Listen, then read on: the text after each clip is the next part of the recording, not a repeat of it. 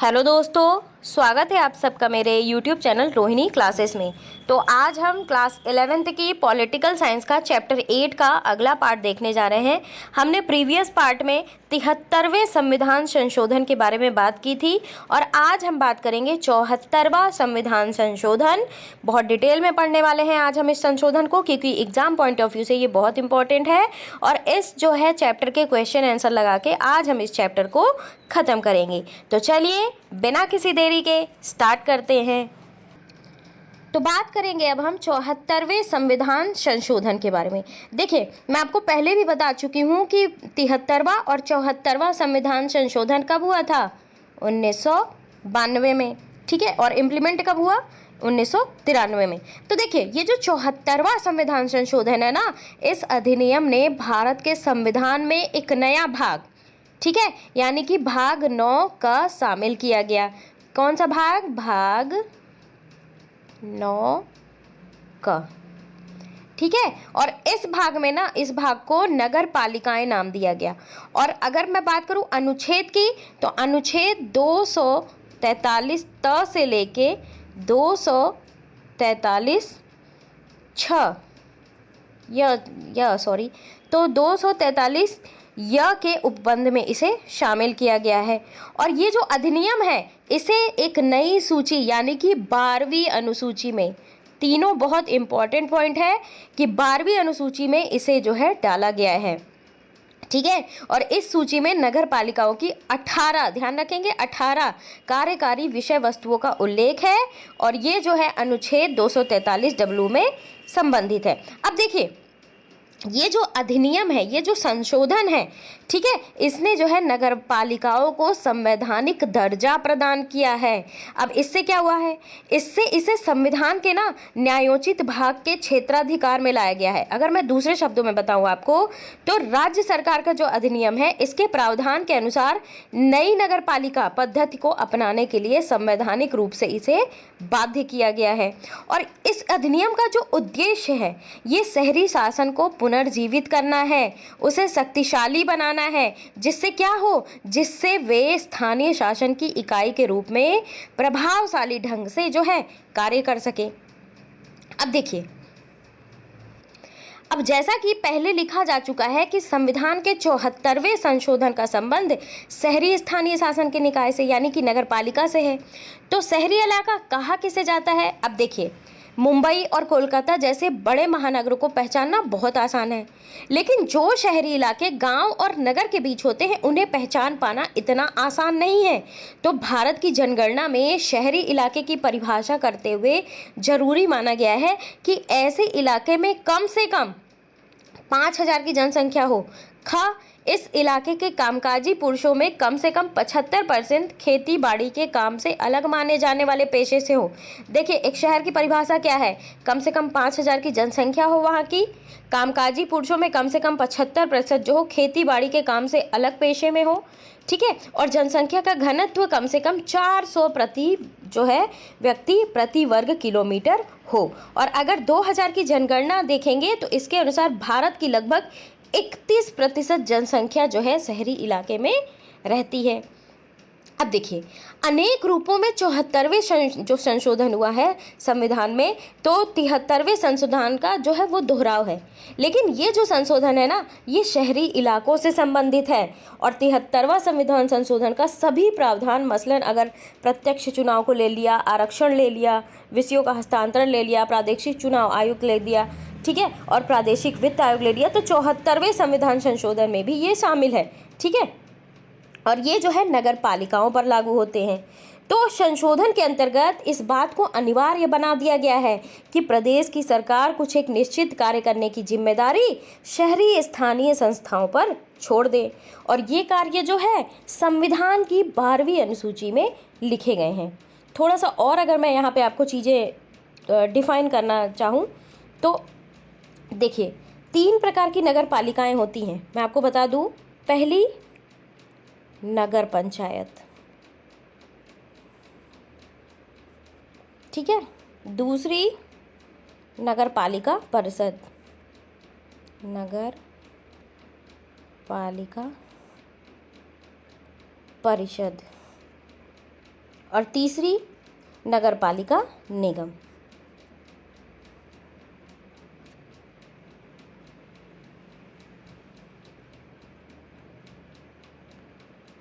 ठीक है, तो अगर मैं पहली के बारे में बात बताऊं, नगर पंचायत, तो ये जो है परिवर्तित क्षेत्र के लिए, जैसे कि देखिए ऐसा क्षेत्र जो ग्रामीण क्षेत्र से शहरी क्षेत्र में परिवर्तित हो रहा हो, उसे क्या कहते हैं? नगर पंचायत। नगर पालिका परिषद क्या होते हैं? ये जो है छोटे शहरी क्षेत्रों के लिए यूज होते हैं, ठीक है, और बड़े शहरी क्षेत्रों के लिए नगर पालिका निगम होते हैं। अगर मैं थोड़ा सा नगर पालिका को और डिटेल में डिफाइन करना चाहूँ तो देखिए, नगर पालिका के जो सदस्य होते हैं ये सीधे नगर पालिका क्षेत्र के लोगों के द्वारा ही चुने जाते हैं। अब इसका उद्देश्य क्या हो सकता है? इसका उद्देश्य ये होता है कि प्रत्येक नगर पालिकाओं के निर्वाचन क्षेत्रों यानी कि वार्ड में बांटा जाएगा, और राज्य विधानमंडल जो होता है नगर पालिका के अध्यक्ष के निर्वाचन का तरीका प्रदान कर सकता है।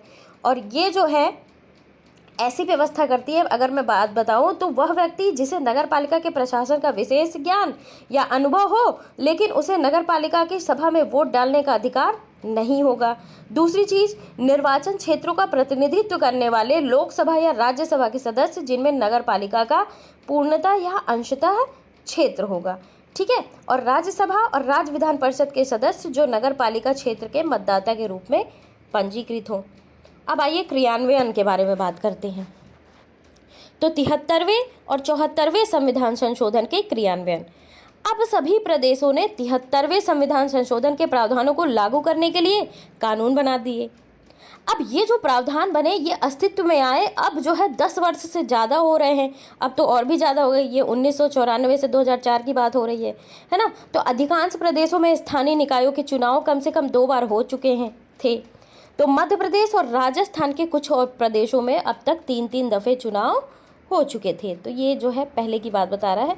अब देखिए, आज ग्रामीण भारत में जिला पंचायतों की संख्या 600 से ज़्यादा, मध्यवर्ती अथवा प्रखंड स्तरीय पंचायत की संख्या 6000, ग्राम पंचायतों की संख्या 2,40,000 है, ठीक है। शहरी भारत में 100 से ज़्यादा नगर निगम, 1400 नगर पालिका, 2000 नगर पंचायत मौजूद है, और हर 5 वर्ष में इन निकायों के लिए 32 लाख सदस्यों का निर्वाचन होता है। इनमें से 13 लाख महिलाएं हैं। और यदि प्रदेश की विधानसभा और संसद को एक साथ रखकर देखें ना, तो इनमें निर्वाचित जनप्रतिनिधियों की संख्या 5000 से कम बैठती है, ठीक है। ये बताने का मतलब इस चीज़ से ये बिल्कुल जाहिर है कि 73वें और 74वें संविधान संशोधन ने देश भर की पंचायती राज संस्थाओं और नगर पालिका की संस्थाओं की बनावट को एक सा किया है। यानी कि ये जो स्थानीय संस्थाएं हैं इनकी मौजूदगी नहीं ना अपने आप में बड़ी उपलब्धि हासिल की है। इससे क्या हुआ है? इससे शासन में जनता की भागीदारी के लिए जो है मंच और माहौल दोनों चीज़ें तैयार हुई हैं। अब देखिए, पंचायत और नगर पालिका, इसमें महिलाओं के लिए आरक्षण का प्रावधान किया गया है। अब इसके कारण जो स्थानीय निकाय में महिलाएं हैं भारी संख्या में इनकी मौजूदगी सुनिश्चित हुई है। अब ये आरक्षण का जो प्रावधान किया गया है ये अध्यक्ष और सरपंच जैसे पद के लिए भी है। यानी कि इस कारण जो निर्वाचित महिला हैं जनप्रतिनिधियों की एक बड़ी संख्या अध्यक्ष और सरपंच जैसे पदों पर आसीन हुई हैं। और आज देखिए कम से कम 200 महिलाएं, आज तो और भी ज़्यादा हो गई हैं, है ना, 1000 से भी ऊपर महिलाएं जिला पंचायतों की अध्यक्ष हैं।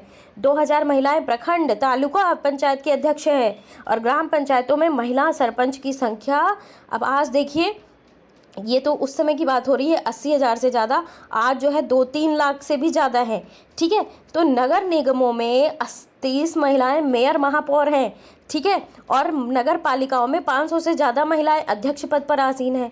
कितनी अच्छी बात है ना। और लगभग 650 नगर पंचायतों की प्रधानी महिलाओं के हाथ में है।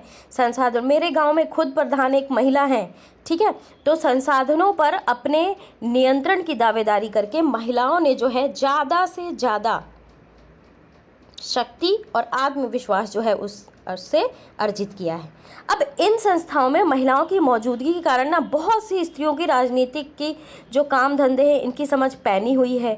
अनेक मामलों में ये पाया गया है कि स्थानीय निकायों के विचार विमर्श में ना महिलाओं की मौजूदगी उसमें नया परिप्रेक्ष्य जोड़ती है, चर्चा ज़्यादा संवेदनशील होती है। अनेक मामलों में ये देखा गया है कि महिलाएं अपनी मौजूदगी दर्ज कराने में असफल रहीं और महिला को पद पर आसीन कराकर परिवार का पुरुष उसके बहाने फैसले लेता रहा। लेकिन ऐसी घटनाओं में तेजी से कमी जो है आ रही है, अवेयरनेस तो बढ़ रही है भाई, है ना। अब देखिए, SC ST इनके लिए आरक्षण को जो है संविधान संशोधन ने ही अनिवार्य बना दिया है।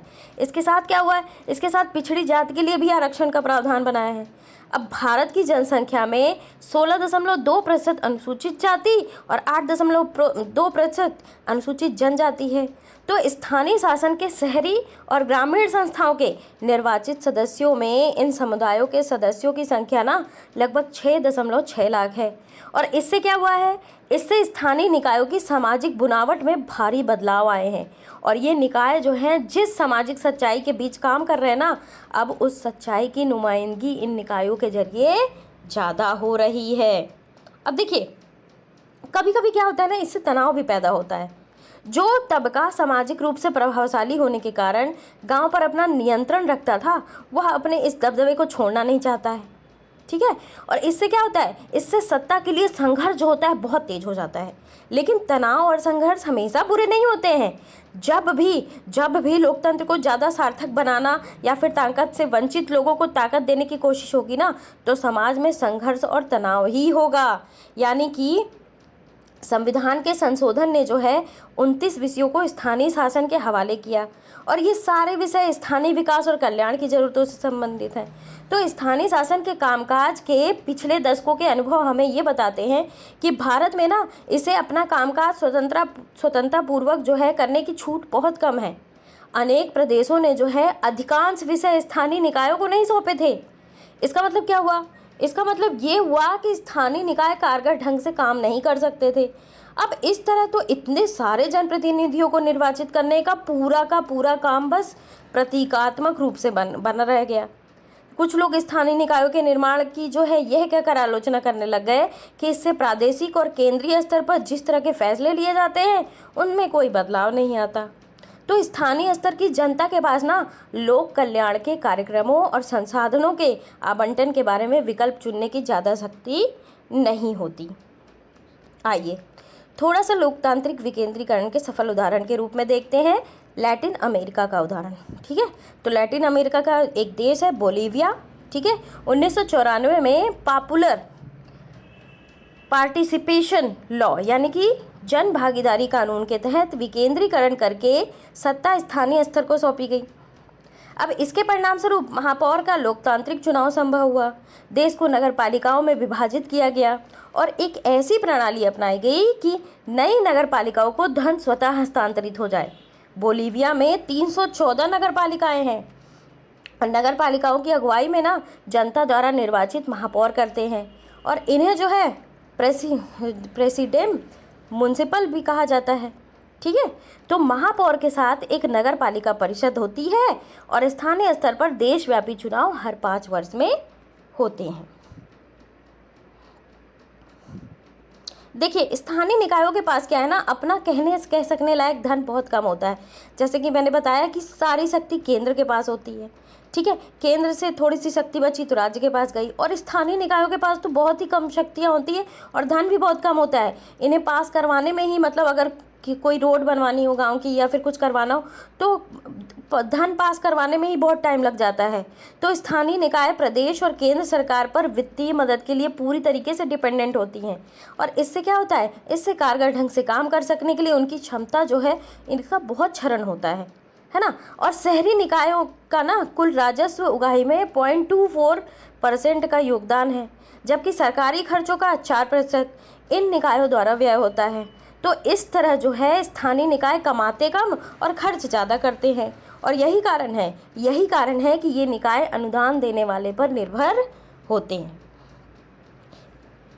अब जो है इस चैप्टर से निष्कर्ष क्या निकला, अब इस अनुभव से यही संकेत मिलते हैं ना कि स्थानीय शासन के निकाय एक एजेंसी की भूमिका निभाते हुए केंद्र और राज्य के विकास कार्यक्रमों को लागू करना जारी रखेंगे और स्थानीय शासन को ज़्यादा शक्ति देने का मतलब ये है कि हम सत्ता के वास्तविक विकेंद्रीकरण के लिए तैयार रहें। आखिरकार लोकतंत्र का मतलब होता है सत्ता की भागीदारी जनता के पास होगी। गांव और शहर के लोगों को ये फैसला लेने का अधिकार होगा कि किस नीति और कार्यक्रम को उन्हें अपनाना है, किसे नहीं। तो स्थानीय शासन के संबंध में जो कानून बने हैं वो लोकतंत्र की दिशा में जो है महत्वपूर्ण कदम माने जाएंगे। लेकिन लोकतंत्र की असली परीक्षा कानूनी प्रावधानों में नहीं बल्कि इन प्रावधानों का अमली जामा पहनाने में होती है। अब लगाते हैं प्रश्न उत्तर। तो पहला प्रश्न है, भारत का संविधान ग्राम पंचायत को स्वशासन की इकाई के रूप में देखता है। नीचे कुछ स्थितियों का वर्णन किया गया है, इन पर विचार कीजिए और बताइए कि स्वशासन की इकाई बनने के क्रम में ग्राम पंचायत के लिए ये स्थितियां सहायक है या बाधक। तो पहली स्थिति है, प्रदेश की सरकार ने एक बड़ी कंपनी को विशाल इस्पात संयंत्र लगाने की अनुमति दी है।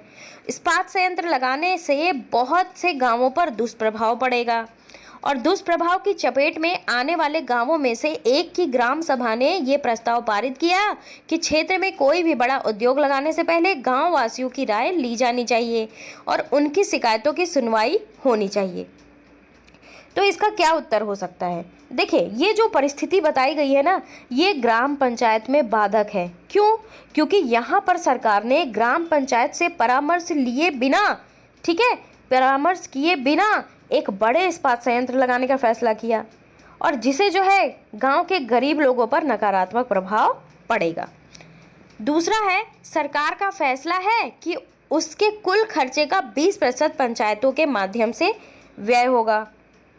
तो ये परिस्थिति भी ग्राम पंचायत में बाधक है। क्यों? क्योंकि इससे ग्राम पंचायत पर आर्थिक बोझ बढ़ेगा। ठीक है। अगला है, ग्राम पंचायत विद्यालय का भवन बनाने के लिए लगातार धन की मांग कर रही है, लेकिन सरकारी अधिकारी ने मांग को यह कहकर ठुकरा दिया कि धन का आवंटन कुछ दूसरी योजनाओं के लिए हुआ है और धन को अलग मद में खर्च नहीं किया जा सकता। तो इसका क्या होगा? ये परिस्थिति भी जो है ग्राम पंचायत के स्कूल के लिए भवन निर्माण की मांग को ठुकरा दिया है। तो ये जो परिस्थिति है ये भी गाँव के अस्तित्व को समाप्त करती है ना, जिससे ग्राम पंचायत की स्थिति जो है कमज़ोर होती है। अगला, सरकार ने डूंगरपुर नामक गांव को 2 हिस्सों में बांट दिया और गांव के एक हिस्से को जमुना और दूसरे को सोहना नाम दिया। अब डूंगरपुर नामक गांव सरकारी खाते में मौजूद नहीं है। तो देखिए, ये जो उदाहरण है गांव का जो अस्तित्व है इसको ही समाप्त कर दिया है, यानी कि ग्राम पंचायत का अस्तित्व होगा ही नहीं इसमें। ठीक है। अगला है, एक ग्राम पंचायत ने ये पाया कि उसके इलाके में पानी के स्रोत तेजी से कम हो रहे हैं। ग्राम पंचायत ने फैसला किया कि गांव के नौजवान श्रमदान करें और गांव के पुराने तालाब और कुएं को फिर से काम में लाने लायक बनाएं। तो ये जो उदाहरण है ये ग्राम पंचायत की प्रभाविकता है, यानी कि जिससे पानी की कमी को दूर करने के लिए गांव के नौजवानों का सहयोग लेकर पुराने कुओं को कामयाब बनाने का प्रयास किया जा रहा है। ठीक है। अगला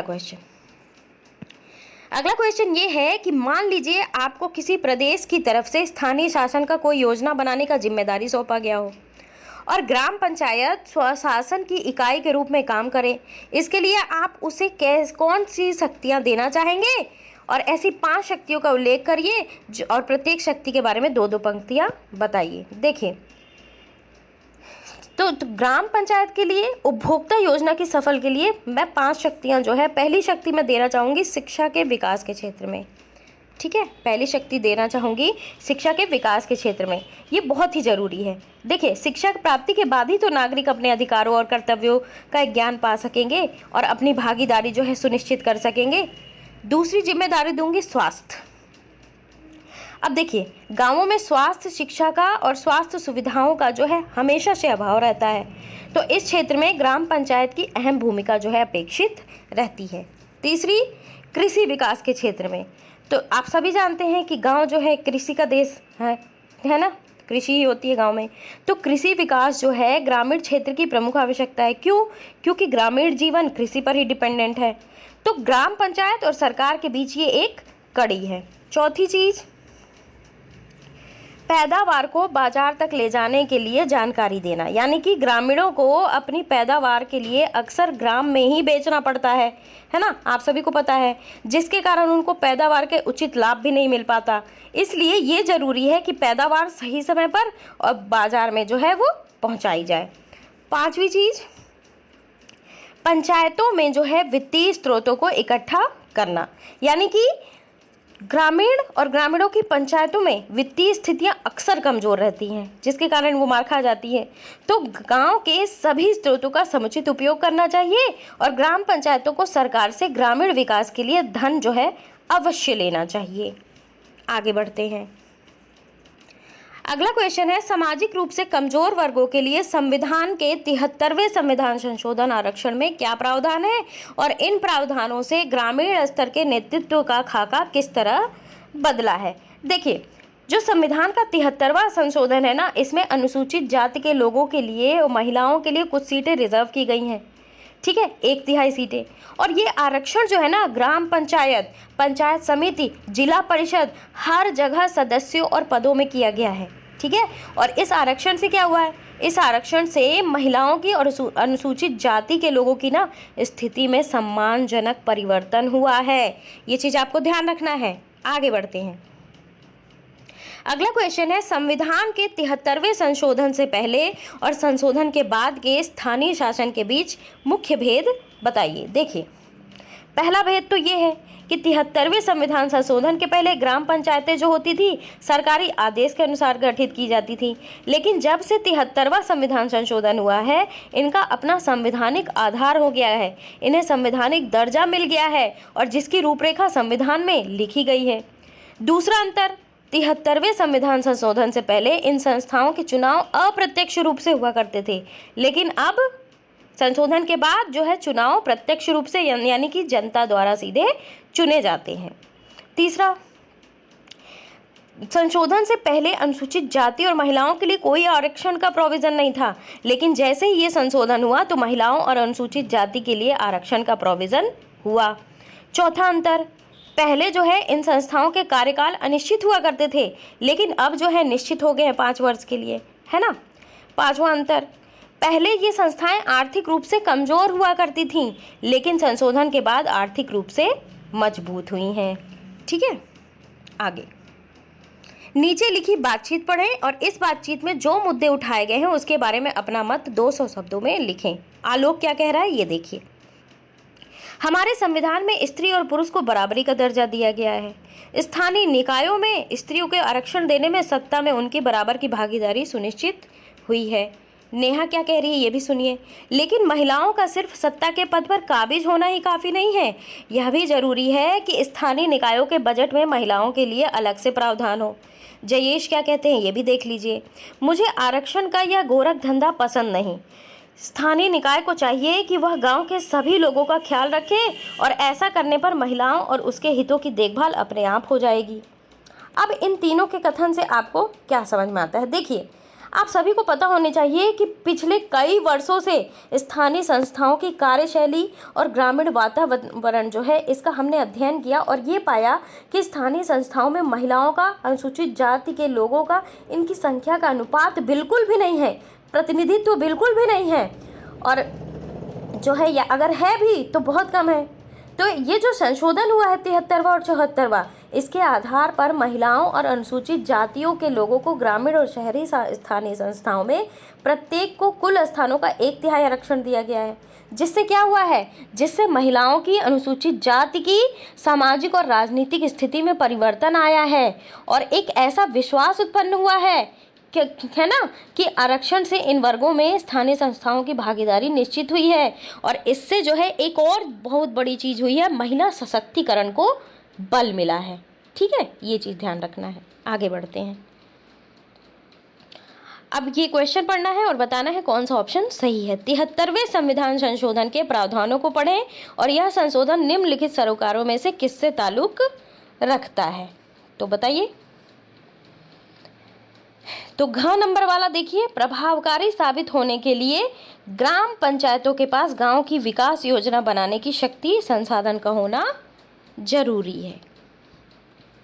अगला क्वेश्चन, नीचे स्थानीय शासन के पक्ष में कुछ तर्क दिए गए हैं और इन तर्कों को आप अपनी पसंद से वरीयता क्रम में सजाएं और बताएं कि किसी एक तर्क की अपेक्षा दूसरे को अपने ज़्यादा महत्वपूर्ण क्यों माना है और आपके जानते व्यंग्यवसल गांव की ग्राम पंचायत का फैसला निम्नलिखित कारणों में से किस पर और कैसे आधारित था, तो ये बताना है आपको। तो इसमें हमें वरीयता क्रम में बताना है, तो ग नंबर फर्स्ट होगा, ठीक है, ग नंबर में फर्स्ट होगा, फिर दूसरा नंबर में क आएगा, ठीक है, तीसरे नंबर में ख आएगा और चौथे नंबर में घ आएगा। यानी कि पहले होगा लोग अपने इलाकों की ज़रूरत, समस्याओं और प्राथमिकताओं को जानते हैं, सामुदायिक भागी द्वारा उन्हें विचार विमर्श करके अपने जीवन के बारे में फैसला लेना चाहिए। दूसरे नंबर पर आएगा सरकार स्थानीय समुदाय को शामिल कर अपनी परियोजना कम लागत पर पूरी कर सके। तीसरा होगा स्थानीय जनता द्वारा बनाई गई विकास योजना सरकारी अधिकारियों द्वारा बनाई गई विकास योजना से ज़्यादा स्वीकृत है। और चौथे में होगा आम जनता के लिए अपने प्रदेश और राष्ट्रीय विधायिका के जनप्रतिनिधियों से संपर्क कर पाना मुश्किल होगा। अगला क्वेश्चन ये है कि आपके अनुसार निम्नलिखित में से कौन सा विकेंद्रीकरण का साधन है? शेष को विकेंद्रीकरण के साधन के रूप में आप पर्याप्त विकल्प क्यों नहीं मानते? तर्क भी देना है। पहला है ग्राम पंचायत का चुनाव कराना। दूसरा, गांव के निवासी खुद तय करें कि कौन सी नीति और योजना गांव के लिए उपभोगी है। तीसरा है ग्राम सभा की बैठक बुलाने की ताकत। और चौथा है प्रदेश सरकार ने ग्रामीण विकास की एक योजना चला रखी है। खंड विकास अधिकारी यानी कि वीडीओ ग्राम पंचायत के सामने एक रिपोर्ट पेश करता है कि इस योजना में कहां तक प्रगति हुई है। उत्तर में देखिए ख नंबर, ठीक है, ख नंबर देखिए जो है क्या है इसमें कि खंड में शक्तियों का विकेंद्रीकरण की इसमें स्थिति है।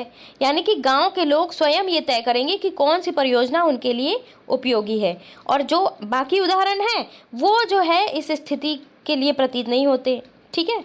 तो यानी कि कहने का मतलब है क में क्या दिया हुआ है, देखिए क में दिया हुआ है ग्राम पंचायत का चुनाव कराना, तो ये जो है ये ग्राम पंचायत के चुनावों से संबंधित है।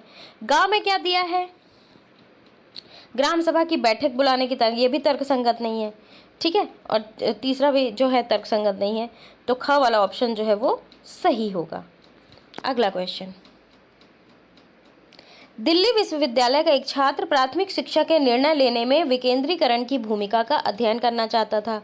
उसने गांव वासियों से कुछ सवाल पूछे और ये सवाल नीचे लिखे हुए हैं। यदि गांव वासियों में आप शामिल होते तो निम्नलिखित प्रश्नों के क्या उत्तर देते? गांव का हर बालक बालिका विद्यालय जाए, इस बात को सुनिश्चित करने के लिए कौन से कदम उठाए जाने चाहिए? इस मुद्दे पर चर्चा करने के लिए ग्राम सभा की बैठक बुलाई जानी है। क नंबर देखिए, बैठक के लिए उचित दिन कौन सा होगा, इसका फैसला आप कैसे करेंगे? सोचिए आपके चुने हुए दिन में कौन सी बैठक आ सकता है और कौन नहीं। पहला मतलब क का आ, खंड शिक्षा अधिकारी व कलेक्टर द्वारा तय किया गया कोई दिन, गांव का बाजार जिस दिन लगता हो, रविवार, या फिर नाग पंचमी। तो इसका उत्तर क्या होगा, सोचिए। तो बैठक के लिए उचित दिन कौन सा होगा?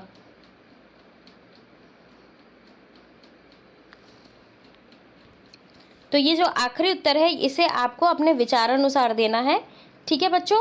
तो इसका उत्तर आप जो है कमेंट बॉक्स में ज़रूर मेंशन करिएगा। तो हमने क्या क्या पढ़ा इसमें जो है, इस चैप्टर में स्थानीय शासन क्या होता है आप सभी को पता चल गया कि गांव और जिला स्तर के शासन को क्या कहा जाता है, स्थानीय शासन। और स्थानीय शासन आम आदमी का सबसे नज़दीक का शासन है, ठीक है। तो स्थानीय शासन का ये विषय है कि आम नागरिक की समस्याएं देखी जाएं, उनकी रोज़मर्रा की जिंदगी की क्या मान्यता है, ठीक है, और स्थानीय ज्ञान हो, स्थानीय हित लोकतांत्रिक फैसला लेने के लिए अनिवार्य घटक है। और क्या हमने देखा, हमने जो है 73वें और 74वें संविधान संशोधन को देखा, कौन से भाग में है ये भी देखा, कौन से अनुसूची में है ये भी देखा। एग्जाम पॉइंट ऑफ व्यू से जो जो चीज़ें इंपॉर्टेंट थी हमने सब जो है चीज़ें देख ली। तो कैसा लगा ये वीडियो ज़रूर आप मुझे कमेंट बॉक्स में बताएं। गाइस चैनल को सब्सक्राइब कर लीजिए क्योंकि आपके लिए ये बहुत ही बेनिफिशियल रहेगा, है ना। और अपने दोस्तों में तो बिल्कुल भी शेयर करना ना भूलें, ज़रूर शेयर कर दिया करें। आपसे मेरी बस एक ही रिक्वेस्ट रहती है कि आप अपने दोस्तों में शेयर करिए ज़्यादा से ज़्यादा, और जो है चैनल को सब्सक्राइब कर लीजिए। Thank you very much.